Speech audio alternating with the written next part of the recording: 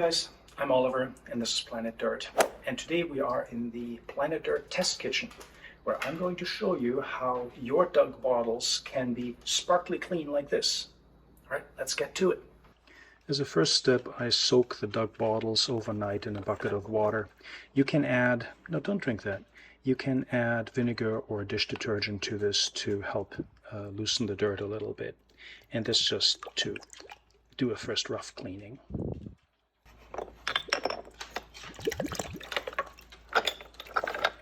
So let's grab a few of these. These are the tools I use. Ordinary steel wool.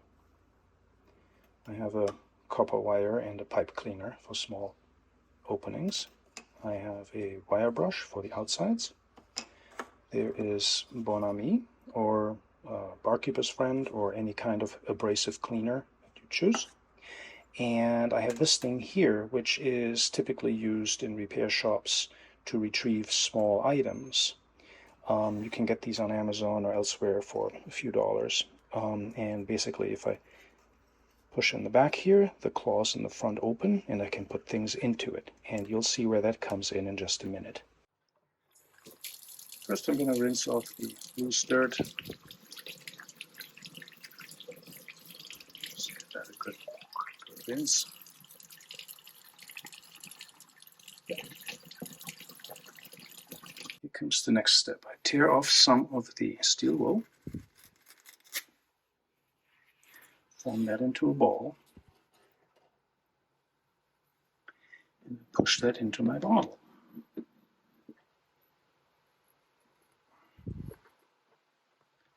Okay, add some of the Bon Ami as well.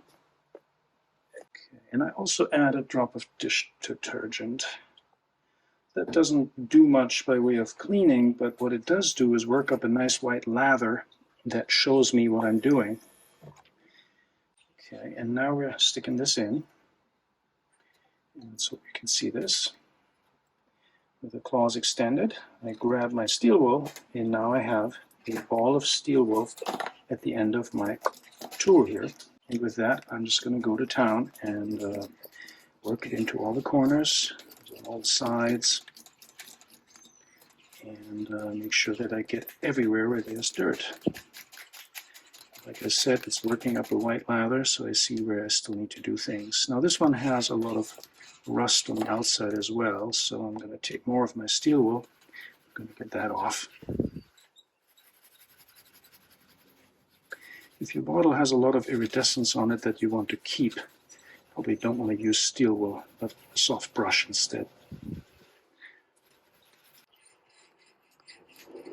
Get that pushed in there. Occasionally you need to loosen this and reshape the ball, grab it a little differently to get into the corners. Okay. Make a little, there we go. Okay, now you see there's still dirt under the shoulders here and in the deep recesses, and this is where I use my pipe cleaner wound around the wire. That gives it a little more stability. And okay, wedge that into the corners, under the shoulders. I can also reshape this as I need. I need to get a little better angle. All right. I'm going to use the steel brush here on these mold lines where it's difficult to get into with the steel wool. And sometimes things just won't come out, but that's okay. This bottle was in the ground for over 100 years. It can look a little old. Sweep at the bottom, and we'll rinse it. There we go, nice and clean.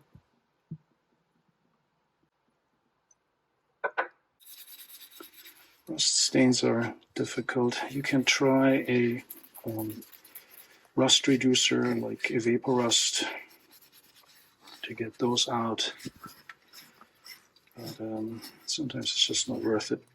None of these bottles are particularly ancient or special, so I kind of measure my effort here.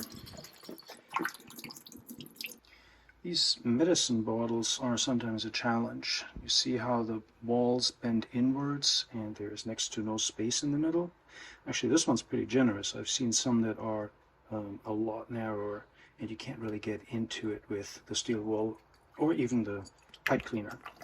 In those cases, I push a paper towel down there and I have a crochet hook that I use to pull the paper towel out again, sometimes only by bits and pieces. Now, this one's not quite as narrow, so we're going to just employ the regular method. In it goes.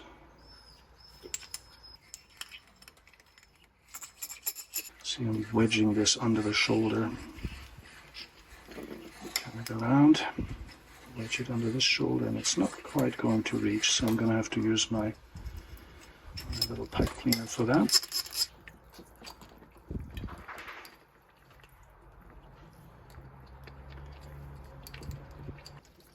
So the rule of thumb is that embossed bottles are older, but I feel that these probably were kind of retro even in their day. So even though it looks very 19th century, I think this was probably made a lot later.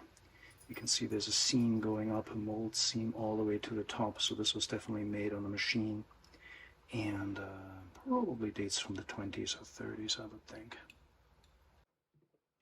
Amber bottles are their own challenge because you can't really see through them, but sunlight or artificial light will help you out there.